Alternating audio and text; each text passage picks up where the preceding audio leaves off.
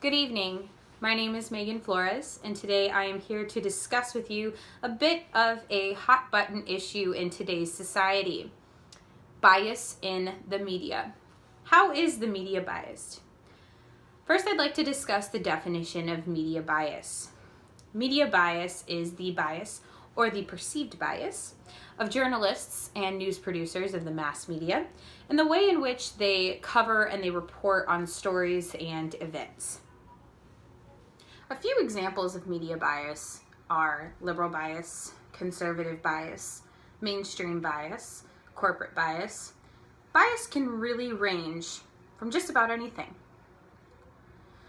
President Trump spoke on his feelings about fake news and media bias back in April of this year at a rally in Pennsylvania. He quoted that, according to Media Research Center, 89% of the media's coverage of the Trump administration at that time was negative. I believe that now more so than ever, or at least to my recollect, we are seeing anti-president bias, anti-cop bias, anti-peace bias, and just a lot of negative bias that's really tearing our country apart.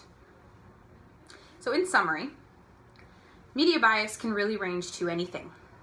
If you're ever sitting down watching the 7 o'clock news, listening to a coverage of one of the stories in the area, and you feel they're missing something, they're not telling me the whole story, there has to be more to the story, that, my friend, is media bias. I thank you so much for your time, and I hope that you have a wonderful evening.